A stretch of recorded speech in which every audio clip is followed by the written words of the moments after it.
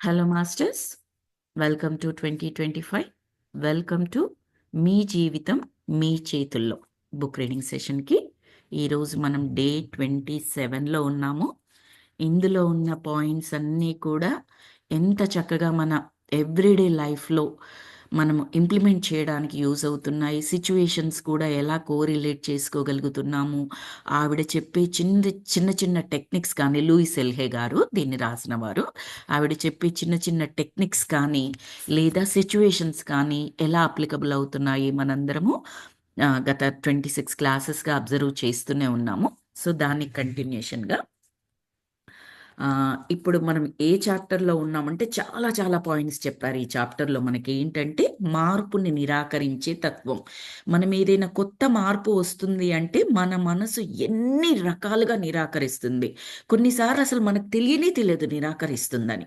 మనం అనుకుంటాము సిద్ధంగా ఉన్నాము కొత్తవి ఏవైనా చేయడానికి, ఏ మార్పైనా నేను సిద్ధంగా ఉన్నాను, నేను చేస్తున్నాను అని చెప్పేసి అనుకుంటాం. కానీ మనకు తెలియకుండానే ఆ నిరాకరించే తత్వం రకరకాలుగా బయటికి వెల్లడించబడుతుంది అనమాట. దానికి సంబంధించి బోల్డ్ అన్ని హెడ్డింగ్స్తో, బోల్డ్ అన్ని పాయింట్స్తో చెప్పారు. తర్వాత నెక్స్ట్ పాయింట్ వచ్చేసి మీ మిత్రులని వారిలాగే వదిలిపెట్టేసేయండి అని అంటున్నారు. అంటే ఏంటో చూద్దాం. చాలాసార్లు మనం మారే దానిని పట్టించుకోకుండా మన మిత్రులను మార్చాలని చూస్తాము. ఇది కూడా మీలో నిరాకరించే తత్వం యొక్క ఒకానొక రూపమే. ఏమంటున్నారంటే మనం మారకుండా ఫ్రెండ్ సర్కిల్‌లో కూడా ఉంటారు కదా! ఇద్దరు కూడా కంప్లీట్‌గా ఒకే మనస్తత్వం, ఒకే అభిప్రాయాలు ఉండాలని లేదు. అలా ఉండరు కూడా. అలా ఉండకూడదు కూడా. గ్రోత్ రావాలి అంటే, సోల్ గ్రోత్ ఉండాలి అంటే, అలాంటి వాళ్ళని మన లైఫ్ ప్లాన్‌లో పెట్టుకున్నామంటే, ఆ లైఫ్‌లో మనమేమీ అభివృద్ధి చెందాలని కోరుకోవట్లేదన్నట్టు. ఇద్దరికిద్దరు జిరాక్స్ మెషిన్ లాగా ఉన్నారు అంటే, జనరల్‌గా అలా ఉండడం జరగదు. అయితే ఏం చేస్తామంటే, అబ్బా! ఇదొక్కటి ఈమెలో అంటే ఆ ఫ్రెండ్‌లో ఇదొక్కటి లేకపోతే బావుండేది నాకు. ఎంత బాగా ఇద్దరం కలిసి తిరిగేవాళ్ళం, ఉండేవాళ్ళం అని అనుకుంటూ ఉంటాము. కానీ ఆ ఒక్కటి ఎందుకుందో మనం గమనించుకోవాలి. మన యొక్క ఏ నేచర్‌ని ఇంకా అభివృద్ధిలోకి తీసుకురావడానికి అది ఉందో మనం గమనించుకోవాలి. అంతే తప్పిస్తే వాళ్ళు మారాలి కాదు.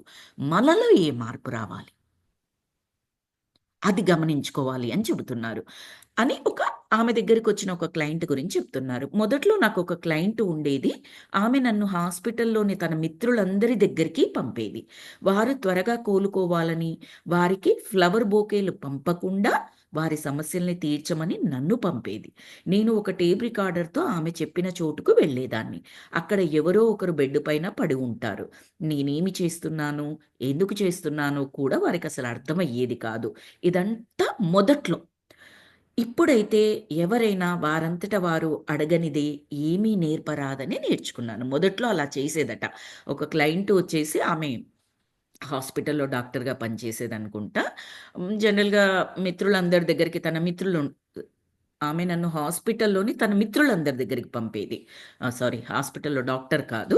ఎవరైనా హాస్పిటల్స్‌లో తన మిత్రులు జాయిన్ అవుతారు కదా! జనరల్‌గా ఏం చేస్తారు ఇక్కడ అమెరికన్ సిస్టమ్ ప్రకారము ఫ్లవర్ బొకేస్ అలా ఇస్తూ ఉంటారు. ఇండియాలోనే మనము పండ్లు, బ్రెడ్డు అలా ఇస్తాం కదా! వీళ్ళు బొకేస్ ఇస్తారు. సో, ఆ క్లయింట్ బొకేలు కాకుండా ఈమెని లూయిస్ ఎల్హే గారిని మీరెళ్లి వాళ్ళకి కౌన్సెలింగ్ చేయండి అని చెప్పేదట. కాబట్టి ఈవిడేం చేసేది ఒక టేప్ రికార్డర్‌లో రికార్డ్ చేసుకొని కౌన్సెలింగ్ మెథడ్స్ ఉంటాయి కదా! ప్రతి ఒక్కరి దగ్గరికెళ్లి చెప్పడం కాకుండా రికార్డ్ చేసుకొని వెళ్ళి టక్కున వెళ్ళేసి అక్కడ ఆన్ చేసేదట. అసలు వాళ్ళు వింటున్నారా? వింటలేరా? అసలు ఈవిడ ఎందుకొచ్చింది? వాళ్ళకి ఏం ఐడియా లేదు. కానీ ఈవిడంతలో ఈవిడ పోయి చేసేది. ఎందుకంటే ఈవిడకి కూడా అప్పుడు అవగాహన తక్కువ. ఎలా చెయ్యొచ్చు వాళ్ళకి అనేది తెలియదు. ఆ తర్వాత మాత్రం వాళ్ళు అడిగినప్పుడే చేసేదట. కొంతమంది క్లయింట్స్ వారి ఫ్రెండ్స్ బలవంతంపై నా దగ్గరికి కౌన్సెలింగ్‌కొచ్చేవారు. వారికి ఫీజు కూడా వారి ఫ్రెండ్సే కట్టేవారు. ఇది కూడా ఏ విధంగానూ లాభించదు. అంటే దీనివల్ల ఎలాంటి లాభం ఉండదు. అటువంటి వారు రెండోసారి నా వద్దకి రావడం చాలా అరుదు. కొంతమందుంటారు బెస్ట్ ఫ్రెండ్స్. చాలా మంచి మిత్రులు. మన యొక్క బాగు కోరేవారు నిజంగా వారు. వాళ్ళేం చేస్తారు, మనం ఆపదల్లో ఉన్నాము, ఇబ్బందుల్లో ఉన్నాము అంటే మన తరఫున వాళ్ళే రియాక్ట్ అయ్యి మనం ఏం చేయాలో వాళ్ళొక స్టెప్ ముందరుండి చేస్తారు. ఒక జబ్బు పడి ఉన్నారు. మనమేమి హాస్పిటల్‌కెళ్ళట్లేదు, డబ్బులు లేవనుకుందాము, వసతులు లేవనుకుందాం. వాళ్ళేం చేస్తారు, హాస్పిటల్ చూస్తారు, కావాల్సిన డబ్బులు కడతారు, ట్రావెల్ అరేంజ్‌మెంట్స్ చేస్తారు, మన ఇంటికొస్తారు, మనం తీసుకెళ్ళి హాస్పిటల్‌లో జాయిన్ చేస్తారు. ఆ తర్వాత అనుభవించాల్సింది మనమే. అంటే శరీరానికి ఇబ్బందున్నది మనకే అయితే మనమే అనుభవించాలి కదా! ఆవిడేం చేయలేదు కదా! అంతవరకు వాళ్ళు హెల్ప్ చేయగలరు. సో, అలా కొంతమందట ఈవిడకి కావాల్సిన ఫీజు కూడా కట్టేసి వాళ్ళ ఫ్రెండ్స్‌ని కౌన్సెలింగ్ కొరకు పంపించేవాళ్ళట. కానీ అది కూడా తప్పే అని చెబుతున్నారు. ఎందుకంటే వాళ్ళల్లో మార్పేమీ రాదు. ఇదొక స్టెప్ మాత్రమే. ఇది మంచిదే. ఇలా చేయడం మంచిదే. కొంతమందిలో ఇలా బలవంతంగా పంపిస్తే కూడా వాళ్ళల్లో మార్పు రావడానికుంటుంది. నెక్స్ట్ టైమ్ నుంచి వాళ్ళంతట వాళ్ళే వస్తారు. అది కూడా పనిచేస్తుంది యాక్చువల్లీ. ఈమేమంటున్నారంటే, అలా బలవంతంగా పంపబడిన వారు రెండోసారి ఈవిడ దగ్గరికొచ్చిన వాళ్ళు తక్కువ మందట. అంటే అర్థమేంటి? కొంతమంది వచ్చారు. పనికొచ్చింది. అంటే ఇది పూర్తిగా కొట్టివేయాల్సిన మెథడ్ కాదు. ఎవరైనా అలాంటి నీడ్స్‌లో ఉన్నప్పుడు మనకు తెలిసిన అత్యుత్తమమైన పద్ధతి ఉండి హెల్ప్ చేయగలిగితే వాళ్ళకి మనం చేయొచ్చనమాట. మనకు ఏ విషయమైనా బాగా అనిపిస్తే, ఆ విషయాన్ని ఇతరులతో పంచుకోవాలని చూస్తూ ఉంటాము. కానీ వారు ఆ నిర్ణీత ప్రదేశంలో, ఆ నిర్ణీత కాలంలో మార్పు చెందేందుకు సిద్ధంగా లేకపోవచ్చు. మనం మారాలనుకున్నప్పుడే మార్పు రావడం కష్టంగా ఉంటే, ఇక అసలు మారడం ఇష్టం లేని వారిని మార్పు చెందించేందుకు ప్రయత్నించడం ఎంత కష్టం ఆలోచించండి అని అంటున్నారు. మారడానికి పూర్తిగా సిద్ధంగా ఉన్నాను, మారుతున్నాను, మార్పు కావాలని కోరుకుంటున్నాను అని మనం అనుకున్నప్పుడే మారడం కష్టమని అనుకుంటుంటే అంటే మార్పు చెందడం అంత ఈజీ ఏం కాదు ఫ్రెండ్స్. కానీ దానికి సంకల్పం తీసుకోవాలి. ఎనర్జీని అందచేయాలి.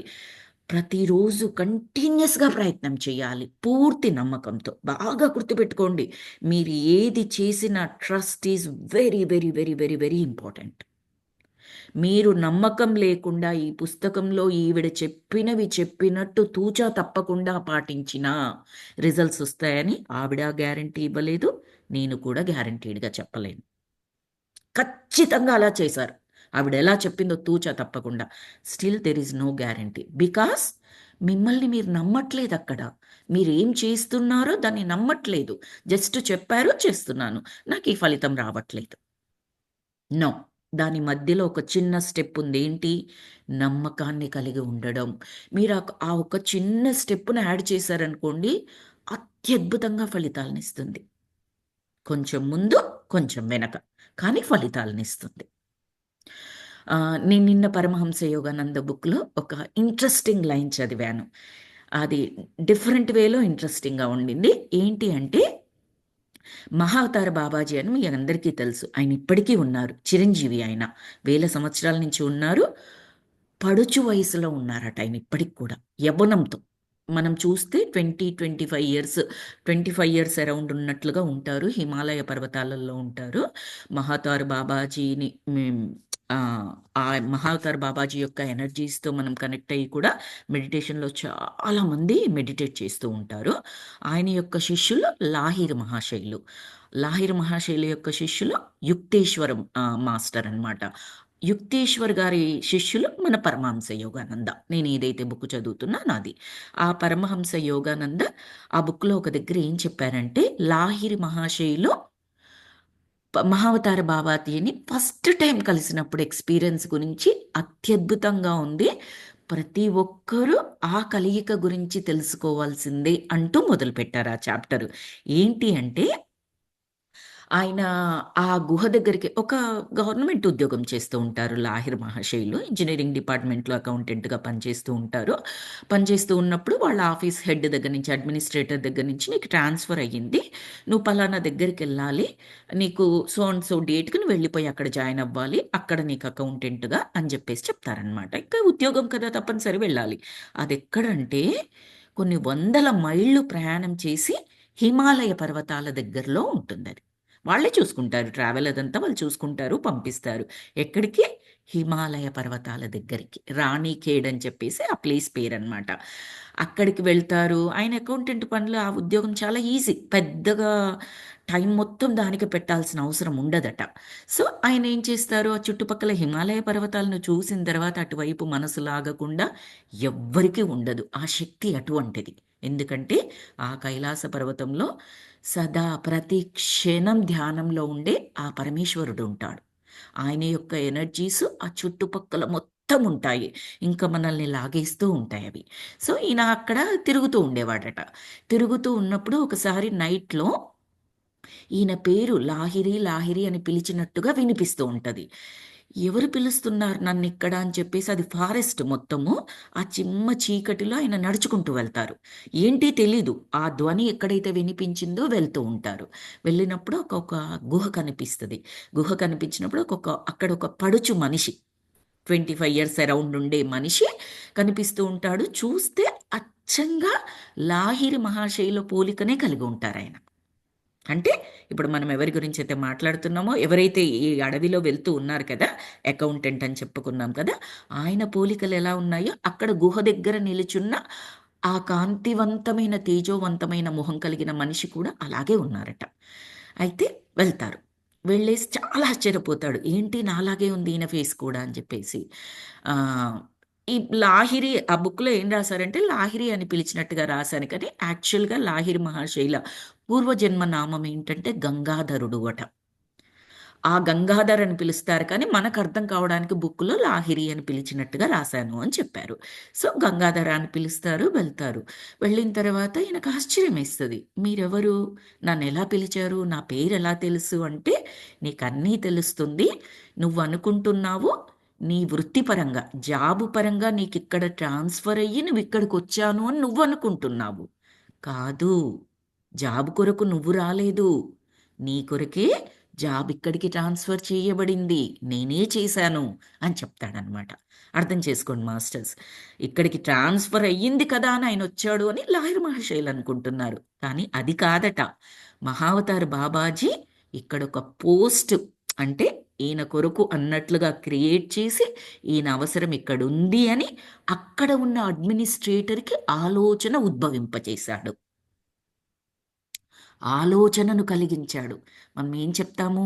శివుడాజ్ఞ లేనిదే చీమైనా కుట్టదు అంటాము. ఒక ఆలోచన చేశాము, ఆలోచన కలిగిందంటే మన గొప్ప కాదది. ఆ శివుడి ఆజ్ఞ. ఆయన ఆజ్ఞ ఉంటేనే ఆలోచన కలుగుతుంది మనకు. అలాగా ఈ మహావతార్ బాబాజీ అంటే సాక్షాత్తు భగవంతుడే అన్నమాట. మీకు ఆ బుక్ చదువుతుంటే తెలుస్తుంది. మీరు మహావతార్ బాబాజీ గురించి చదివినా కూడా చిరంజీవే ఆయన. ఆయన గురించి కూడా కొద్దిగా రాసారు ఆ బుక్‌లో. అదేం చెప్పట్లేదు నేనిక్కడ. సో, నేనే ఆ ఆలోచనని మీ అడ్మినిస్ట్రేటర్, మీ మేనేజర్ ఎవరైతే ఉన్నారో ఆలోచనను కలిగించి నిన్నిక్కడికి ట్రాన్స్‌ఫర్ అయ్యేలాగా ఇక్కడ ఒక పోస్ట్ క్రియేట్ చేయించబడి ఎందుకు అంటే నీ యొక్క జన్మ ఎందుకు ఉద్భవించింది? నువ్వెవరు?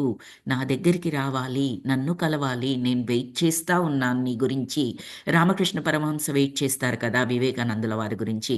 అలాగే వెయిట్ చేస్తున్నాను అని చెప్పేసి అంటారు. అయినప్పటికీ ఈయనకి ఏం అర్థం కాదు లాహిరి మహాశయులకి.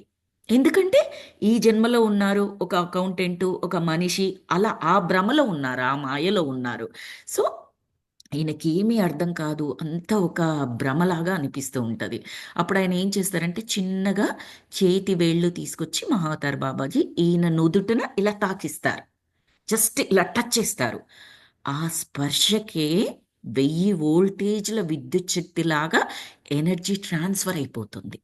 అందుకే పెద్ద పెద్ద మాస్టర్స్ వచ్చినప్పుడు, మాస్టర్స్ అత్యధిక విజ్ఞానం, సద్గురువులు వాళ్ళు మన చాగంటి గారితో సహా మీరలాంటి గురువులుగా భావించవచ్చు. వీలైతే ఫిజికల్‌గా వాళ్ళ ప్రాక్సిమిటీ అంటే వాళ్ళ దగ్గర దగ్గర ఉండడానికి అంటే ఆ సభకు వెళ్ళడం, వినడము, కుదిరితే కలవడము అలాంటివి చేయడం జరగాలనమాట. మన మెడిటేషన్‌లో కూడా సీనియర్ మాస్టర్స్ బోలెడంతమంది ఉంటారు. నియర్ బై వచ్చినప్పుడు కలవడానికి ప్రయత్నించండి. వాళ్ళని అంటే జూమ్‌లో క్లాసెస్ అది వింటున్నా కూడా ఆ సభకు వెళ్ళి వాళ్ళ మాటలు విని వాళ్ళని కలవడం చేస్తే ఆ ఎనర్జీ ట్రాన్స్‌ఫర్ జరుగుతుంది. Energy sharing. ట్రాన్స్‌ఫర్ కన్నా I prefer the word sharing. ఆ ఎనర్జీ వస్తుందనమాట. సో, అలాంటి ఎనర్జీ ఈయన చెయ్యి పెట్టి నుదుటన తాకినందువల్ల వచ్చి పూర్వజన్మలన్నీ గుర్తొస్తాయి ఆయనకి లాహిరి మహాశయులకి. ఓకే. నేను గంగాధరుడిని పూర్వజన్మలో ఈయనకు శిష్యుడిని అని చెప్పేసి అవన్నీ గుర్తొస్తాయి. గుర్తొచ్చిన తర్వాత చాలా హ్యాపీ అవుతాడు. ఇంక ఫుల్లుగా ఏడ్చేస్తాడు ఆనందంతో. పాదాలను పట్టుకొని కడిగేస్తాడు. ఇంకా గురూజీ కూడా మహతర్ బాబాజీ కూడా చాలా హ్యాపీ అయిపోతాడు. తర్వాత ఇంక వాళ్ళ జర్నీ సాగుతూ ఉంటుంది. ఒకసారి ఏం చేస్తాడు అంటే, "నువ్వు ఈరోజు నైటు పలానా నది దగ్గర పడుకో" అంటాడు. ఎక్కడ? హిమాలయ పర్వతాలలో. నది దగ్గర పడుకో నైట్ టైమ్‌లో. అంటే ఆలోచించండి ఎంత చల్లగా ఉంటది. ఏమీ మాట్లాడు. గురువు ఆజ్ఞ కదా! వెళ్ళి పడుకుంటాడు. కానీ అక్కడి వెచ్చటి ప్రకాశవంతమైన తేజోబింబం ఒకటి ఈయనకు వెచ్చదనాన్ని ఇస్తూ ఉంటది. చుట్టుపక్కల అరుపులు, కేకలు అంటే భయపెట్టే సౌండ్స్ లాంటివి కూడా కొన్ని వినిపిస్తూ ఉంటాయి. ఈయనను మరి టెస్ట్ చేయాలి కదా అక్కడ. సో, అవన్నీ వినిపించినా కూడా కొంచెం కూడా భయపడడు. ఎందుకు? గురువు గారు చెప్పారు మాట. ట్రస్ట్. ఆ చల్లదనం వెచ్చదనం అయిపోయింది. ఆ తేజోబింబం నుంచి వచ్చిన ఆ కిరణాలు వెచ్చదనాన్నిచ్చాయి ఈయనకి. సో, ఆ నైట్ పడుకుంటాడు. చాలా హ్యాపీ అవుతాడు గురూజీ. ఇంకేం చెప్తారు మహతార్ బాబాజీ అంటే, "ఇదిగో పలానా ప్లేస్‌లో ఒక ప్లేస్‌కొచ్చేసేయి నువ్వు. ఓకే. వచ్చేస్తే నీకక్కడ దీక్షనిస్తాను" అన్నట్టుగా చెప్తాడనమాట. ఈయన ఎవరితో చెప్తాడు అంటే, ఒక మధ్యన ఇంకో శిష్యుడిని ఉపయోగించుకుంటారు మహతార్ బాబాజీ. ఆ శిష్యుడిని ఈ లాహిర్ మహాశయుల దగ్గరికి పంపించి, "ఇలా చెప్పు, ఆ పర్టిక్యులర్ ప్లేస్‌కి రమ్మని లాహిరికి చెప్పు. అక్కడ దీక్ష ఇస్తాను" అని చెప్పేసి చెప్తారు. ఈయన వెళ్తూ ఉన్నప్పుడు ఆ శిష్యుడితో పాటుగా లాహిర్ మహాశయులు వెళ్తూ ఉంటే ఇంకా బంగారు ఆ హిమాలయ పర్వతాల మీద గుర్తుపెట్టుకోండి ఈ ప్లేస్. బంగారు వర్ణ కాంతులతో ఇట్లా వెదజిల్లుతూ సూర్యబింబం మనం దగ్గర నుంచి చూస్తే ఎంత ప్రకాశవంతంగా ఉంటుందో అలా ఆ భవంతి వెలిగిపోతూ ఉంటుందట బంగారు. ఎవరు క్రియేట్ చేశారు దాన్ని? బాబాజీ గారు. మహావతార్ బాబాజీ క్రియేట్ చేశారు ఆ భవనాన్ని. ఎవరి కొరకు క్రియేట్ చేశారు? లాహిరి మహాశైల గురించి. అసలు ఇంక దాని ముందల మణులు, కాంతులు, వజ్రాలతో పొదగబడిన ఇంకా మీరు ఊహించండి. ఒక మణి ద్వీపంలాగా అది. ఆ భవనం అనేది. సో, అసలు ఎంత ఆశ్చర్యపోతాడో, ఆనందపోతాడో. అప్పుడు బాబాజీ ఏం చెప్తారంటే, "మరి నువ్వు దీక్ష తీసుకునే ముందర, యోగిగా మారే ముందర హ్యూమన్‌గా అంటే ఒక మానవుడిగా నీకే కోరికలైతే ఉన్నాయో అవన్నీ నేను తీర్చాలి కదా!" అని అంటాడనమాట. మనకర్థం కాదు ఆ బుక్ చదువుతున్నప్పుడు. ఏంటి అని అనిపిస్తది. లాహిరి మహాశయులకు కూడా అర్థం కాదు ఫస్ట్. ఏంటి అంటే పూర్వజన్మలో లాహిరి మహాశయులు అలాంటి భవనాన్నొకటి చూడాలని కోరుకుంటారట.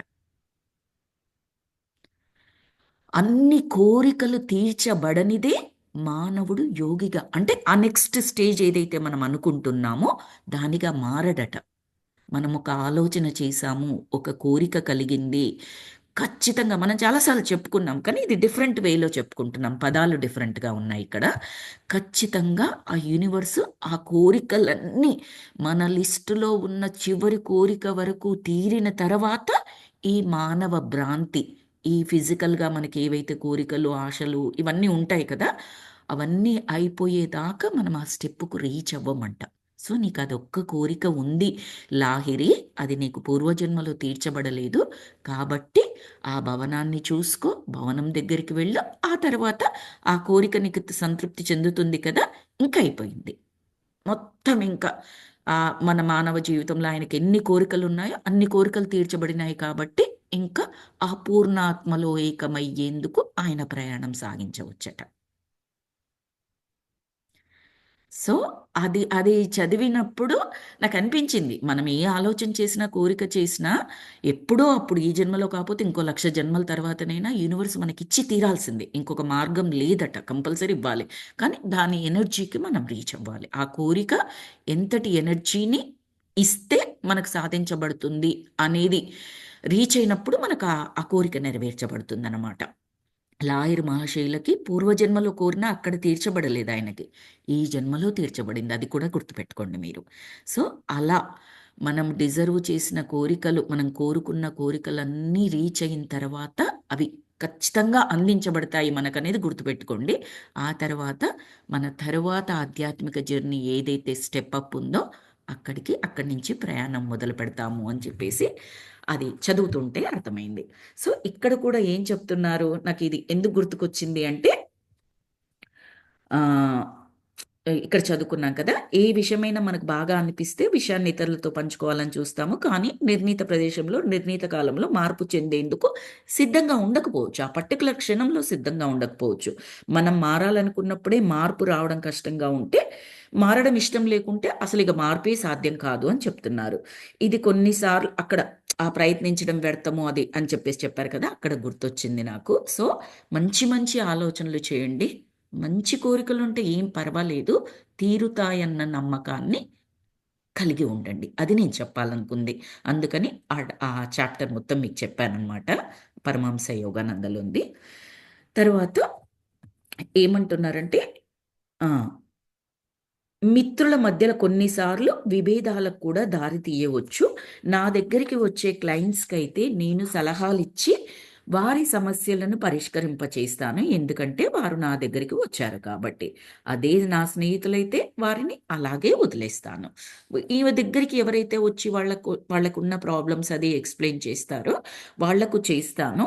రాని వాళ్ళకి తనింక మొదట్లో అయితే తనే వెళ్లి చేసేది కానీ తర్వాత తనింకా అలా వెళ్ళకుండా ఉండడం జరిగిందట. తర్వాత మిర్రర్ వర్క్ గురించి చెబుతున్నారు. మిర్రర్ వర్క్ గురించి మనకు కొద్దిగా వచ్చింది ఇంతకుముందు. దాని గురించి మళ్ళీ ఇక్కడ ఇంకొకసారి చెప్తున్నారు. అద్దము మన పట్ల మనకున్నటువంటి భావాలను చక్కగా ప్రతిబింబింపచేస్తుంది. మనము ఒక సంతోషదాయకమైన, సంతృప్తిదాయకమైన జీవితాన్ని గడపడానికి మనం ఏ ఏ విషయాల్లో మార్పు చెందాలోనని అద్దం స్పష్టంగా మనకు తెలియచేస్తుంది. Simple example.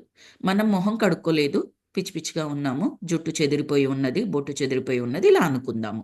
వెళ్లి అద్దంలో చూసుకున్నారు. ఏం చూపిస్తది అద్దము? మనం ఎలాగా ఉన్నామో అలాగే చూపిస్తది. ఫిజికల్ అపియరెన్స్ గురించి మాట్లాడుతున్నానిక్కడ. ఓకే. మాసిన బట్టలు వేసుకున్నాము. అలాగే చూపిస్తది.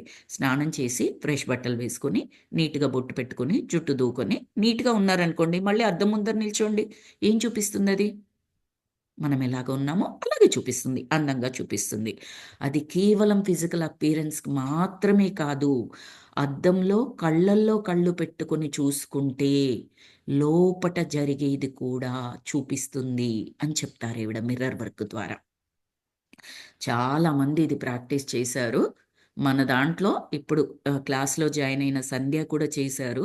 అమేజింగ్ ఎక్స్‌పీరియన్స్ సంధ్య నాతోని ఎక్స్‌ప్లెయిన్ చేసిందది. ఆ మిర్రర్ వర్క్ గురించి. ఒకవేళ తనకిష్టమైనట్లయితే క్లాస్ తర్వాత కానీ, నెక్స్ట్ క్లాస్‌లో కానీ తను ఎక్స్‌ప్లెయిన్ చేయొచ్చు. తనకు ఏమనిపించింది, ఏంటి అనేది. అమేజింగ్‌గా ఉంటుంది మాస్టర్స్ ఇది. కొందరికి వెంటనే వస్తుంది రిజల్ట్. కొందరికి కొద్ది రోజులు పట్టొచ్చు. మనం చదువుకున్నాం ఒక దగ్గర 2 మంత్స్ వరకు కూడా అద్దం దగ్గరకు వెళ్ళడానికంటే వెళ్ళడం, చూడ్డం, భయపడ్డం, ఏడవడం, వదిలేసేయడం. అలా కొంతమంది క్లయింట్స్ నాకు చేశారు అని లూయిస్ ఎల్హే గారు చెప్పారు. కొంతమంది అసలు దాన్ని చూసి మార్పు చెందిన వాళ్ళున్నారు అని చెప్పారు. రకరకాల ఎక్స్‌పీరియన్సెస్ ఉంటాయి. Mirror work and inner child work ఈ 2 కూడా లూయిస్ ఎల్హే గారి యొక్క అత్యద్భుతంగా ఫలితాలనిచ్చిన పద్ధతులు. మనం వాటి గురించి అక్కడ, ఇక్కడ మన క్లాసెస్‌లో విన్నాం కూడా. సో, అలాంటి మిర్రర్ వర్క్ గురించి మళ్ళీ ఒకసారి ఇక్కడ చెప్తున్నారు. అద్దంలో మిమ్మల్ని చూసుకునే ప్రతిసారి కూడా మీ కళ్ళల్లోకి చూసుకొని, ఏదైనా మీ గురించి పాజిటివ్‌గా అనుకోమని అందరికీ నేను చెబుతుంటాను. పాజిటివ్‌గా అనుకోండి. Let's say me physical appearance మీకు నచ్చట్లేదు. ఏదో నల్లగా ఉన్నాననో, సన్నగా ఉన్నాననో, లావనో, ఏదో ముక్కు బాలేదు, మూతి బాలేదు ఇలా ఏమైనా ఉన్నాయనుకోండి. దాన్ని మీరు చూసుకునేటప్పుడు మనం ఏం చేస్తాము? అవి బాలేదు అనుకుంటాం జనరల్‌గా. అలా కాదు. నా ముక్కు చాలా బావుంది. జస్ట్ ఫిజికల్ అపియరెన్స్ గురించి ఎగ్జాంపుల్ చెప్తున్నాను. మీరు మీ క్యారెక్టరిస్టిక్స్ అన్నీ కూడా మాట్లాడుకోవచ్చు. మీ పద్ధతులు, మీ మనసులో ఉన్న పద్ధతులు కానీ, మీ జీవిత అనుభవాల గురించి కానీ, అవన్నీ కూడా చాలా బాగా జరుగుతున్నాయి. చాలా సంతృప్తికరంగా ఉంది జీవితం. నా జాబ్ బావుంది, నా వ్యాపారం బావుంది, నా పిల్లలు బావున్నారు, రిలేషన్స్ బావున్నాయి, సంఘంలో నాకు పరువుంది. ఇలాంటివన్నీ కూడా పాజిటివ్‌గా ప్రస్తుతం ఎలా ఉందో అది అనుకోకండి. మీకేం కావాలో అది అనుకోండి. Simple formula to manifest what you want in your life. It's the formula. Thumb rule అంటారు ఇంగ్లీష్‌లో చెప్పాలి అంటే. సింపుల్ ప్రస్తుతం ఏముంది అది మాట్లాడకండి. ఫ్యూచర్‌లో ఏదో జరుగుతదని దాని గురించి ఆలోచించకండి. ఫ్యూచర్‌లో మీకేం కావాలి? ఎలా ఉండాలి? ధనం కావాలా? హ్యాపీ కావాలా? లేదా ఆరోగ్యం కావాలా? పరువు కావాలా? పేరు కావాలా? కీర్తి కావాలా? చదువు కావాలా? మీకేం కావాలా? అన్నీ కావాలా? అవన్నీ వచ్చినట్టుగా, ఉన్నట్టుగా హ్యాపీ అవ్వండి దాన్ని చూసుకుంటూ. థాంక్స్ చెప్పుకోండి ఆ పరమేశ్వరుడికి, ఆ యూనివర్స్‌కి, ఆ మాస్టర్స్‌కి. మీకు థాంక్స్ చెప్పుకోండి. ఫ్యామిలీ మెంబర్స్‌కి థాంక్స్ చెప్పుకోండి. అది చెయ్యండి ఆల్రెడీ జరిగిపోయినట్టుగా. ఇది నేను కూడా ఖచ్చితంగా జరుగుతుందని చెప్తాను మాస్టర్స్. నేను ఎక్స్‌పెరిమెంట్ చేశాను. చిన్న చిన్నవి ఎక్స్‌పెరిమెంట్ అని చెయ్యలేదు. నాకు అవసరం ఉండే చేశానవి. కానీ కొన్ని ఫలితాలు నేను 2 సంవత్సరాల కింద మొదలుపెడితే, ఈరోజు దాని ఫలితాలు కనిపిస్తున్నాయి నాకు. రీసెంట్‌గా మొన్న 3 వీక్స్ వెకేషన్‌లో అత్యద్భుతంగా కనిపించాయి నాకు ఫలితాలు. నేనొకప్పుడు ఏం చేసేదాన్నంటే, ఏదైనా బాధ కలిగినా, కోపం కలిగినా, ఇలాంటి నెగెటివ్ సరికాని ఎమోషన్స్ ఉంటాయి కదా! వెనువెంటనే నాకు పోకపోయేదనమాట. పెళ్లి కాకముందర అలా ఉండేది కాదు. ఫర్ సమ్ రీజన్ పెళ్ళయ్యాక ఇక్కడికొచ్చిన తర్వాత చుట్టూ ఎవ్వరు ఉండరు కదా! ఏదైనా జరిగినప్పుడు పదే పదే దాని గురించే ఆలోచిస్తూ ఉంటాం. అది మెయిన్ రీజన్ అనుకుంటాను. సో, ఆ బాధ కలిగినా, కోపం కలిగినా, ఇబ్బంది కలిగినా దాన్ని ఆలోచించుకుంటూ, భయపడుతూ, దాని గురించి ఇంకా ఇట్లవుతదేమో, అట్లవుతదేమో అని ఇంకా ఇబ్బందికరమైన సిట్యుయేషన్స్‌ని ఇమాజిన్ చేస్తూ, ఊహిస్తూ అలా ఉండేదాన్ని. వెంటనే పోకపోయేది నాకు. ఎప్పటి వరకు మొన్న ఈ జస్ట్ 2, 3 వీక్స్ బ్యాక్‌లో నేను చాలా మేజర్ డిఫరెన్స్ అబ్జర్వ్ చేశాను.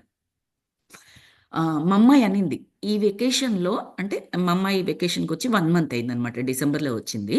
సో, మొన్న 2, 3 డేస్ బ్యాక్ "అమ్మ నీలో చాలా డిఫరెన్స్ గమనిస్తున్నానమ్మా" అన్నది. నాకు తెలుసు. అదేం చెప్పబోతుంది నాకు తెలుసు. బికాస్ నేను గమనించేసాను ఆల్రెడీ నాలో జరిగిందదని. సో, "ఏంటి మూవింగ్ ఆన్ గురించా?" అని చెప్పేసి అడిగాను. "అవునమ్మా, ఒకప్పుడు నువ్వు క్యారీ చేసేదానివి.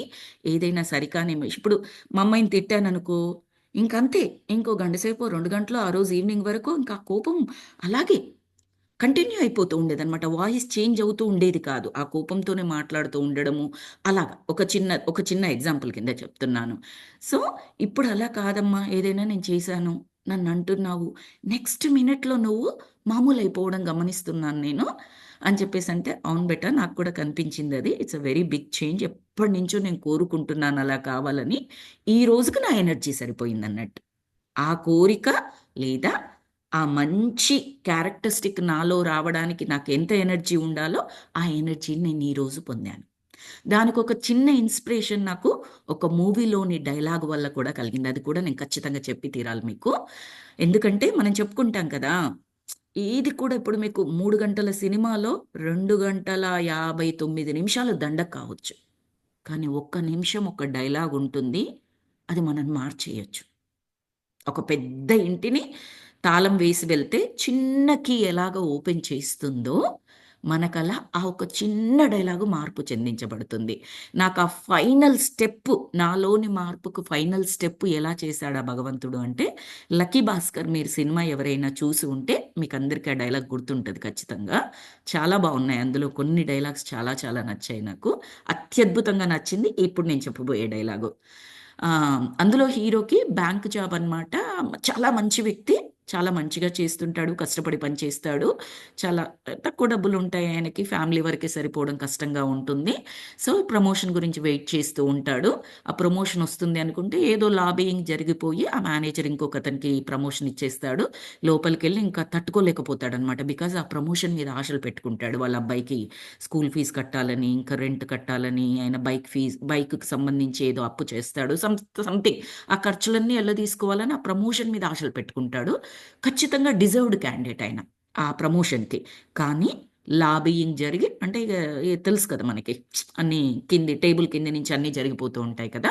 అలా జరిగిపోయి వేరే అతనికి జాబొస్తది. ప్రమోషనొస్తది. సో, చాలా బాధపడిపోయి కోపమొచ్చేస్తది ఆయనకి. జనరల్‌గా కోపమొచ్చే క్యాండిడేట్ కూడా కాదు హీరో. చాలా కరెక్ట్‌గా ఉంటాడు బ్యాలెన్స్‌డ్‌గా. కానీ తట్టుకోలేకపోయి మేనేజర్ మీదకెళ్ళి అరిచేస్తాడు. "ఏంటి నీ క్యాస్ట్ అతనని అతనికిచ్చేసావా? నేను ఏ విధంగా ఎలిజిబుల్ కాదు. నేనెన్నో ఆశలు పెట్టుకున్నాను. నేనేం తప్పు చేశానని నాకు రాదది. నేనెక్కడ తక్కువ చేశాను నా జాబ్‌లో" అని చెప్పేసి అరిచేసి అనేటప్పటికి ఆ మేనేజర్ ముందే తప్పు చేశాడు. ఇతనికే రావాలి ఆ ప్రమోషన్. కానీ ఇతను నీ క్యాస్ట్ అతనికిచ్చావు అన్న దగ్గర తప్పు దొరికిపోయిందతనికి.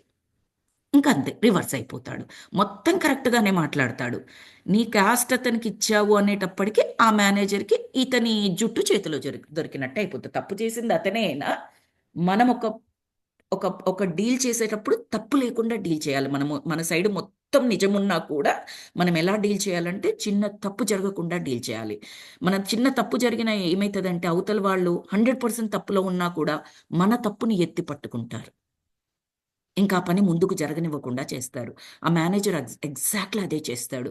అందరి ముందర ఆ హీరోని పిలిచి అంటే ఐ మీన్ హీరోని అందరి ముందరికి తీసుకెళ్ళి గట్టి గట్టిగా అరిచేసి "నువ్వలా, నువ్విలా, నువ్వు నన్నిలా అంటావా?"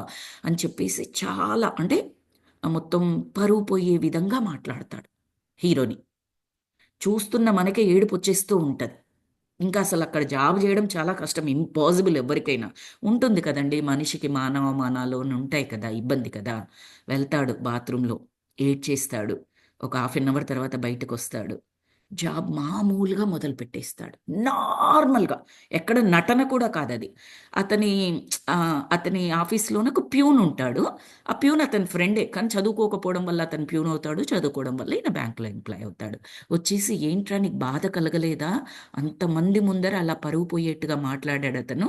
తప్పంతా అతనిదే. కానీ నిన్నలా అవమానించాడు. నీకేం అనిపించట్లేదా?" అంటే హీరో ఏమంటాడంటే ఒక రోజు మొత్తం మీద 30 నిమిషాలు నేననుకున్నట్లుగా జరగకపోతే, జీవితాంతం దానికి ఏడ్చుకుంటూ కూర్చోమంటావా నన్ను? నేనలా చెయ్యను అంటాడు. అంటే, ఆ సరికాని ఎమోషన్ ఏదైతే ఉందో, ఎందుకు జరపబడిందో, ఎందుకు జరిగిందో, కానీ దాన్ని నేను క్యారీ చెయ్యను. బయటికెళ్ళదీశాడు. 30 మినిట్స్ గురించి ఎందుకు చెప్పాను నేనంటే, బాత్రూమ్‌లోకెళ్ళాడు. ఎమోషన్ ఎవ్వరికైనా వస్తుందండి. రాకుండా ఎవరికీ కుదరదు. బాధో, ఏడుపో, కోపమో ఏదో ఒకటొచ్చేస్తుంది. విసుగో, చిరాకో ఏదో వస్తుంది. దాన్ని తీసేసుకోవాలి కంప్లీట్‌గా. లేదా దివ్యశక్తిగా మార్చేసుకోవాలి. మెడిటేషన్ లాంటివి చేసి దాన్ని దివ్యశక్తిగా మార్చేసుకోవచ్చు. అది చేతనవ్వలేదు లేదా బయట ఉన్నాము. ఎక్కడో బాత్రూమ్‌లోకెళ్ళి ఏడ్చేసుకొని అంటే చెప్తున్నాను జస్ట్ ఎగ్జాంపుల్‌గా.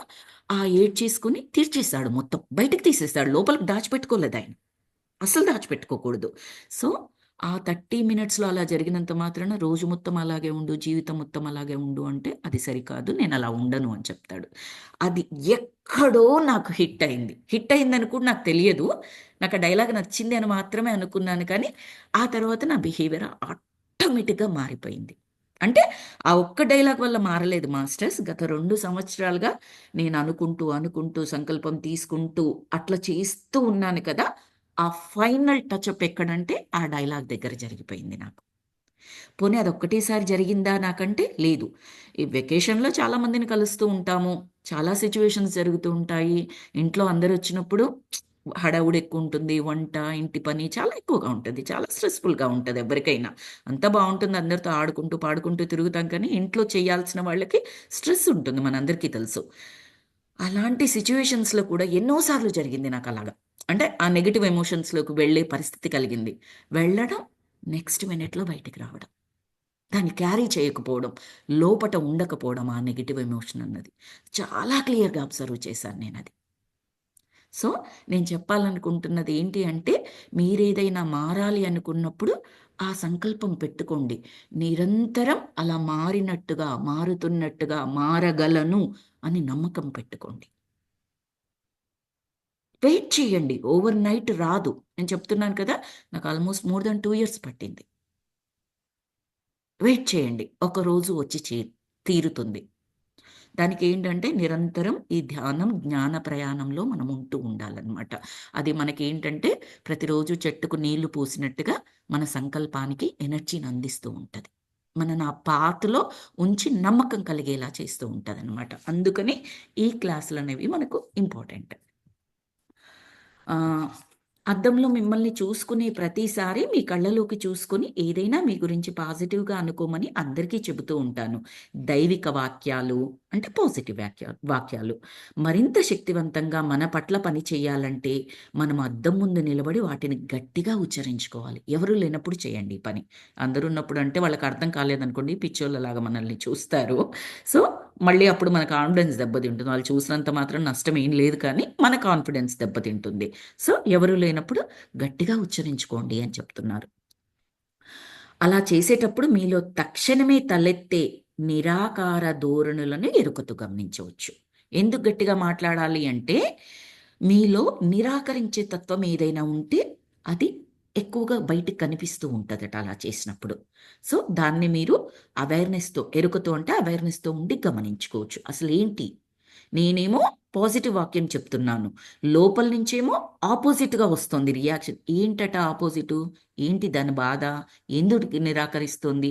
ఆ కారణం తెలుస్తది మనకి. మనలో ఉన్న చాలా నిరాకరించే తత్వాలు చెప్పారు మనకు. ఎన్నో వాక్యాలు చదువుకున్నాం మనం ఈ చాప్టర్‌లో. ఏంటట ఆ ప్రాబ్లము మనకు తెలుస్తుంది. ప్రాబ్లమ్ తెలిస్తే దానికి సంబంధించిన సమాధానం పట్టుకోవడం అనేది ఈజీ అవుతుంది మనకి. ప్రాబ్లమ్ తెలుసుకోవడమే ముఖ్యం మాస్టర్స్. 50% ఆ ప్రాబ్లమ్ సాల్వ్ అయిపోయినట్టే. రిమైనింగ్ 50% మనకు సొల్యూషను, దాని స్టెప్స్, ఇంప్లిమెంటేషను అది అది జరుగుతూ ఉంటదనమాట జనరల్‌గా ఎక్కడైనా.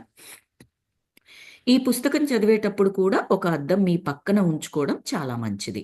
అలాగా దైవిక వాక్యాలను చెప్పుకునేటప్పుడు ఎక్కడెక్కడ మీలో నిరాకార ధోరణి తలెత్తుతుందో, మరి ఎక్కడెక్కడ మీరు మీ హృదయాన్ని తెరిచి ఉంచుకొని జీవన ప్రవాహంలో కలిసి సాగిపోవడానికి సిద్ధంగా ఉండాలోనని తెలుస్తుంది. నేను అక్కడక్కడ దైవిక వాక్యాలు, దివ్య వాక్యాలు అని చెప్తాను కదా! అన్నీ సేమే మీనింగు. దివ్య వాక్యాలన్నా, దైవిక వాక్యాలన్నా 2 సేమే. పాజిటివ్ అన్నా, మిరాకిల్ అద్భుత వాక్యాలన్నా సేమే. ఇప్పుడు నేను చదివేటప్పుడు నేను అద్దం పక్కన పెట్టుకున్నాననుకోండి, మీకు చదివేటప్పుడు ఆ వాక్యము నేను అద్దంలో నా కళ్ళల్లో కళ్ళు పెట్టి చూసుకొని చేస్తే, అప్పుడు కూడా నేను చదువుతూ ఉన్నప్పుడు నాలో ఏమైనా నిరాకరించే తత్వం ఉంటే నేను గమనించుకోవచ్చట. ఇప్పుడు అద్దంలో చూసుకుంటూ నేను మార్పు చెందడానికి సిద్ధంగా ఉన్నాను అని చెప్పుకోండి. అలా చెప్పుకునేటప్పుడు మీలో తలెత్తే భావాలని గమనించండి. మార్పు చెందేందుకు వెనకాడుతున్నారా? నిరాకరిస్తున్నారా? కారణం లేకుండానే మార్పు చెందకూడదు అనుకుంటున్నారా? అసలు నాకేం కారణం ఉందని మార్పు చెందాలి అని అనుకుంటున్నారా? అయితే ఎందుకు? అని మిమ్మల్ని మీరు ప్రశ్నించుకోండి. ఎందుకు? ఎలా? ఈ క్వెషన్స్ ఏస్తాం కదా మాస్టర్స్! Very powerful. ఆ భగవంతుడు మీరు ఆ క్వెషన్ ఎప్పుడు ఇస్తారా అని వెయిట్ చేస్తూ ఉంటాడు ఆన్సర్ ఇవ్వడానికి. ఏదైనా గుర్తుపెట్టుకోండి. మీరు ఏసే క్వెషన్స్ మనం ఏం చేస్తాం జనరల్‌గా ఇప్పుడు టీవీలో ఏదో చూసాం. ఏదో జరిగింది. ఇప్పుడు రీసెంట్‌గా 'అల్లు అర్జున్‌ది' చాలా నేను దానికి సంబంధించి న్యూస్ ఏమి చదవలేదు మాస్టర్స్. ఇంట్లో డిస్కషన్ చేస్తూ ఉంటే వాళ్ళు 100 సార్లు చేస్తే నన్ను 1, 2 సార్లే చెవునబడ్డమే. ఎందుకంటే దానికి ఎనర్జీ పెట్టడం కూడా వేస్ట్ అని నా మనసు చెప్పింది నాకు. సో, నాకు దాని గురించి పూర్తిగా తెలీదు. టూకీగా హై లెవెల్‌లో మాత్రమే తెలుసు. సో, అది మనం ఏం చేస్తాం అలాంటివి చూసినప్పుడు? అసలెందుకు చేస్తారో ఇలా? ఎలా జరిగిందో? ఇలా క్వెషన్స్ ఏస్తాం. దానికి నీకు ఆన్సర్ ఒస్తది. ఏమైనా ఉపయోగమా దానికి? మీ ఎనర్జీని ఎక్కడ ఖర్చు పెట్టారో ఆలోచించుకోండి. సో, ఒస్తుంది. మీరెందుకు, ఎలా, ఏమిటి అని క్వెషన్ వేసిన ప్రతిసారి ఏదో రూపంగా ఆన్సర్ ఒస్తుంది. మీరు అవేర్‌నెస్‌తో ఉండి కనిపెడుతున్నారా లేదా అనేది అది మీకు సంబంధించింది. భగవంతుడు మాత్రం రెడీగా ఉంటాడు ఆన్సర్ షీట్‌తో. నువ్వు అడగాలి. అడిగితే ఇస్తాడాయన. సో, క్వెషన్స్ వేసుకునేటప్పుడు చూజ్ చేసుకోండి.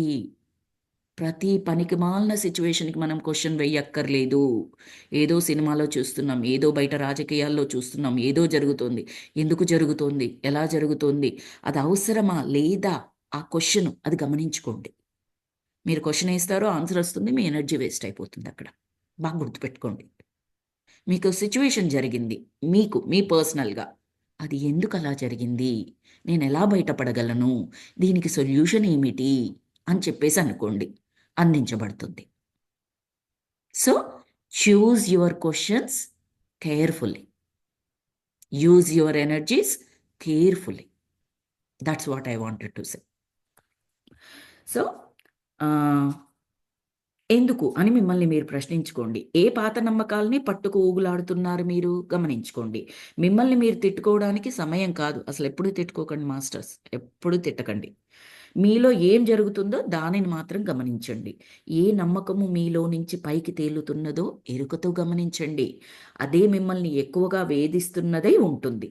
అదెక్కడి నుంచి వచ్చిందో గుర్తించగలరా?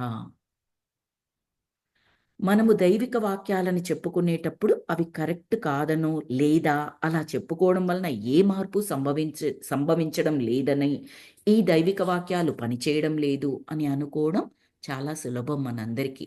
ఇక్కడ దైవిక వాక్యాలు పని చేయడం లేదు అనడం సరికాదు. ఈ దైవిక వాక్యాలు చెప్పుకునేందుకు ముందు మనం చేయాల్సిన పనిని మనం చేయడం లేదు. మనలోని నిరాకార ధోరణులను వదిలిపెట్టేయడమే ఆ పని, మనం చేయాల్సిన పని. నిరాకరించే తత్వాన్ని, వద్దు అని లోపల నుంచి ఏదైతే మీకు ఆ మనసు చెబుతోందో ఆ తత్వాన్ని వదిలేసేయండి. వద్దు, కాదు, లేదు, చెయ్యలేను, ఇలాంటివి ఏవైతే ఉన్నాయో వాటిని వదిలేసేయండి. ఆ ప్లేస్లో ఏం పెట్టాలి? జరుగుతుంది, చెయ్యగలను, చేసి తీరగలను, అవుతుంది, ఎస్, ఇలాంటి వాటిని చేర్చుకోవాలి. అంటే నమ్మకాన్ని చేర్చుకోవాలి ఆ ప్లేస్లో మీరు. ప్రతి విషయంలో అప్లికబుల్ మాస్టర్స్. ఇంప్లిమెంటేషన్ మీరు వినండి, సిద్ధంగా ఉన్నానని చెప్పుకోండి. ఇంప్లిమెంటేషన్ చేయడానికి పరిస్థితులు ఆ భగవంతుడు చేకూరుస్తాడు. అప్పుడు మీకు ఒక్కొక్కటి పజిల్, ఇప్పుడు ఒక చిక్కుముడి పడితే మనం ఎలా ఇప్పుతాము? చాకచక్యంగా ఇప్పుతాం మనము ఆ చిక్కుముడిని. ఒక దారం చిక్కుముడి పడింది అని అంటే చాకచక్యంగా ఇప్పుతాము. అలా విప్పుకోవచ్చు మన సొల్యూషన్స్. ఒక్క దగ్గర ఉంటుంది ఆ గట్టి ముడి అనేది. దాన్ని విప్పామనుకోండి, మెల్లమెల్లగా నెక్స్ట్ అన్నీ కూడా తీసుకుంటూ వెళ్ళిపోతాం. ఆ గట్టి ముడి విప్పడానికి ఎనర్జీ కావాలి ఖచ్చితంగా. దానికి ఆయన సాయం చేస్తాడు మనకి. కానీ ఆ పాతలో ఉండాల్సింది మనమే. ఎందుకంటే ఎంతో కర్మ బ్యాగేజ్ చేసుకొని వచ్చాం. బోల్డన్ని కర్మ సూట్ కేసులు వేసుకొని వచ్చాం మనం. మరి అన్నింటిలో కొంతైనా జ్ఞానం తీసుకుంటేనే కదా ఆయన మిగతావన్నీ వేవ్ చేస్తాడు ఆ భగవంతుడు. అంత మాత్రం మనం చెయ్యాలి కదా. పూర్ణాత్మ నుంచి అంశాత్మగా మనం ఎందుకు విడిపోయాము అంటే, పూర్ణాత్మకు కావలసిన జ్ఞానాన్ని జన్మ జన్మల ద్వారా పొంది పూర్ణాత్మగా ఎదగడానికి. మరి అదేమీ పొందకుండా పూర్ణాత్మలో కలిసిపోతాను, పూర్ణాత్మగా ఎదుగుతాను అంటే కుదరదు కదా. చిట్టీలు పెట్టి పాస్ అయ్యాడు, మోసం చేసి పాస్ అయ్యాడు, ఎంతవరకు పైకెళ్తాడు? ఎన్ని ఎన్ని క్లాసులు పైకెళ్తాడు? ఎక్కడో దగ్గర కింద కొలాప్స్ అయిపోతాడు కదా. మనం చూస్తూ ఉంటాము. ఇప్పుడు సరిగ్గా చదవకుండా ఇంజనీర్స్ అయ్యారు, వాళ్ళు కట్టే బ్రిడ్జిలు కూలిపోతూ ఉంటాయి. సరిగ్గా చదవకుండా డాక్టర్స్ అయ్యారు, వాళ్ళు పేషెంట్స్కి చేసే చికిత్సలు సరిగ్గా ఉండవు, లేదా ప్రాబ్లం అవుతూ ఉంటాయి. చూస్తూ ఉంటాం కదా. Same thing. ఆధ్యాత్మికతకి షార్ట్ కట్ అంటూ ఏమీ లేదు. మీ సంకల్పం ఉండి ఆ సంకల్పానికి తగ్గట్టుగా మీరు ఎనర్జీ ఇస్తూ ఉంటే ఆ పైనున్న ఆయన మిగతా ఎనర్జీ అంతా సప్లై చేస్తాడు. అది మాత్రమే షార్ట్ కట్. 20% మనం చేస్తే 80% భగవంతుడు చేస్తాడు. అదే మనకున్న షార్ట్ కట్. సో అది మాస్టర్స్. నెక్స్ట్ ఇంకా ఉన్నాయి ఇందులో నెక్స్ట్ హెడర్స్. అది మనం మళ్ళీ నెక్స్ట్ క్లాస్లో చెప్పుకుందాం. ఈరోజు ఇక్కడితో స్టాప్ చేసుకుందాం. Thank you so very much, masters, for joining today's session, for this opportunity. Let me stop the recording.